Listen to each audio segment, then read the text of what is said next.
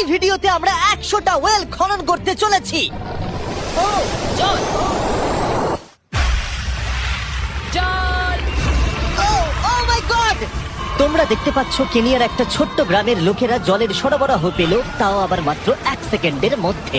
একটা হয়ে গেছে, আরো 99টা ওয়েল খনন করা বাকি আছে। তোমাদের এই ভিডিওটা দারুণ লাগবে। এই 100টা ওয়েল মিলিয়ে 500,000-এরও বেশি মানুষকে পরিশ্রুত পানীয় জল সরবরাহ করতে চলেছে। তারপর আমরা কেনিয়ার এই অংশে বেশ কিছু ওয়েল খনন করবার পরে আমরা কিছুটা দক্ষিণে নেইরির স্কুলগুলোতে গেলাম, আর অবশ্যই বলবো তারা আমাদের দেখে খুব খুশি হয়েছিল। তোমরা সবাই কেমন আছো? আমি এতটা আশাই করিনি। সবাইকে স্বাগত জানানোর জন্য ধন্যবাদ। আমি বুঝতে পারছি না কি করে রিঅ্যাক্ট করব। তোমাদের সকলকে ধন্যবাদ জানাই। আমরা আসার জন্য এই গ্রামে একটা ওয়েলকাম সেরেমনি হয়ে গেল, আর নোলান তার মধ্যে অংশ নিয়ে নিল।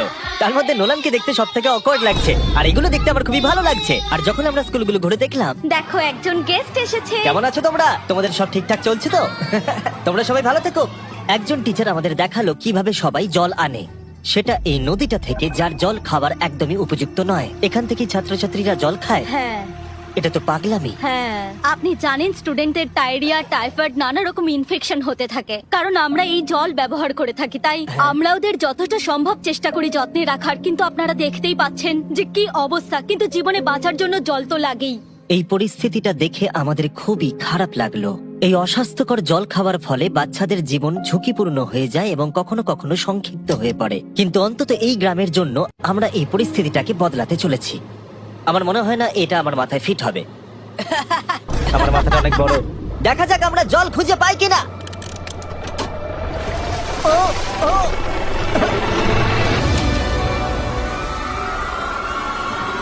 বৃষ্টি হচ্ছে, এটা তো দারুণ। মাটির উপরে জল উঠে আসার পরে সেগুলো ধরে রাখার জন্য আমরা এই বড় ব্যারেলগুলোকে নিয়ে এসেছি, যেগুলো ওয়াটার টাওয়ারের উপরে ফিট করা হবে। এই গ্রাম এবং প্রতিবেশী গ্রাম যে শুধু পরিষ্কার জল পাবে তাই নয়, বরং জলের প্রেসারও অনেকটাই বেশি পাবে। তার মানে হলো তাদের আর অপরিষ্কার জলে জামা কাপড় কাচতে হবে না। নাও টানো। নোলানের মায়ের সঙ্গে তুলনা করলে এটা কত ভারী হবে? প্রায় 2টো নোলানের মায়ের সমান। ও গড! ভাই আমি কিন্তু তোমাকে এখান থেকে ফেলে দেবো। ঠিক আছে, হয়ে গেছে। হ্যাঁ রেখে দাও। আমরা কেনিয়াতে আরো 20টা ওয়েল খনন করলাম, আর সেটা করবার পরে আরে এখানে তো আরেকটা ওয়েল হয়ে গেছে। চিন্তা করো না, আমার আরেকটা জুতোতে আরো বেশি জল আছে। আর এটা দেখাবো আমরা প্রথম 29টা ওয়েল কিভাবে খনন করলাম। আমরা একটা বড় ড্রিল মেশিন দিয়ে মাটির গভীরে কয়েকশো ফুট নিচ অব্দি খনন করলাম, আর একটা পরিশ্রুত পানীয় জলের বিশাল উৎসের সাথে জুড়ে দিলাম। তারপরে আমরা পাইপের সাথে এটাকে জুড়ে দিলাম, যাতে আফ্রিকার সবাই এই জল খেতে পারে আর সেটা তুলতে পারে ঠিক এই রকম ভাবে। দেখা যাক এটা কিরকম খেতে। জলের মতোই। এই 5 গ্যালনের ড্রামটা ভরতে আমার 1 মিনিট সময় লাগলো।